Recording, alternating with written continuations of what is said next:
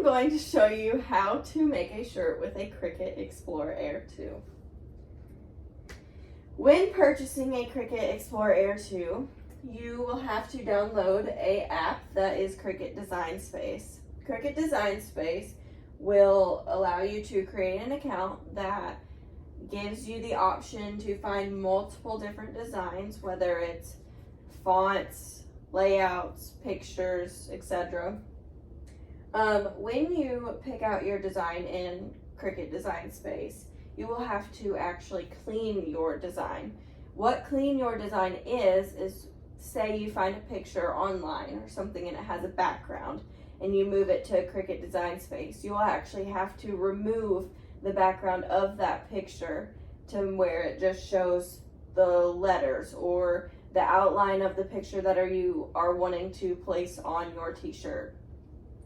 And then once you have cleaned up your design, you will have to go to your local store. I know Walmart, Michael's, Hobby Lobby, they all have this heat transfer vinyl. You have to make sure that it is heat transfer vinyl, otherwise it will not stick to your shirt.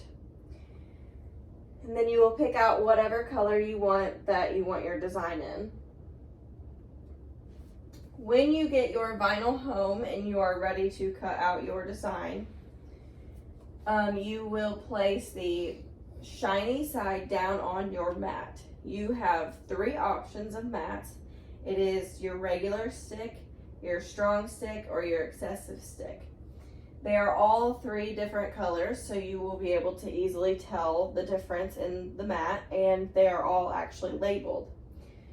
So here in this picture, it's showing you the regular stick mat, which is green. And it's showing you right here that you need to put the shiny side down and the dull side up. The reason for this is when you are going to make your shirt, you want the shiny side up on your shirt. So when putting it on the mat, you need to have that downward. Loading it into your mat is actually very simple. There are 3 little buttons right here. The first one is it will actually move the mat into the Cricut. The second one right there will actually start the cutting process. What the cutting process is right here. You can see a little hole, and what it is an actual blade that slides down in that hole, and it will physically cut out the design in the vinyl. And then this third button right here is like an eject button. So if you're messing up in your design, or you accidentally forgot that that wasn't the color you wanted, or whatever the case may be, you can always eject the design out and remove it from your Cricut.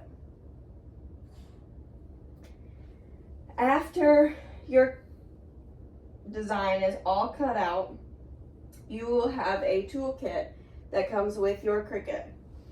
And there's lots of different accessories in here. Like for instance, these are scissors so it can cut around your vinyl. There's a little spatula that'll peel it up, and there's like this little flat thing that like glides your vinyl across your mat. But the coolest one to me is this little pick. So and it's showing it in this picture right here. When your Cricut has finished cutting, you will pull the mat out and you will actually start to pick your design out. For instance, this looks a little crazy right now, but you will actually clean up your design to where you can see the whole entire picture once you are finished.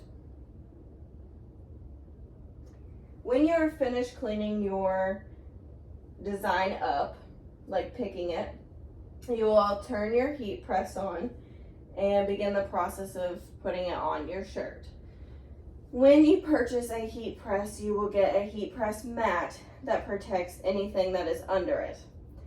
So what you're going to do is when you warm up your heat press to 350, which is the recommended time or recommended temperature, you will actually place that heat press on the heat press mat to warm it up before you put your shirt down. When that mat is warmed up, you will put your shirt on the mat and you will place your design with the sticky side down on the shirt and make sure it is even between the 2 shoulders. I typically use a ruler to make sure it is even throughout your shirt and in the center of your shirt where you want it. Then you will peel the plastic apart. Normally after 30 seconds, the plastic will be able to peel off easily, depending on the vinyl. A lot of the vinyl there's either cooled off vinyl or hot vinyl. So what hot vinyl is when it's still really hot, you can peel off the plastic a lot easier than if it's cooled. But with cool vinyl, it has to be cooled down completely for you to be able to remove the plastic off of it.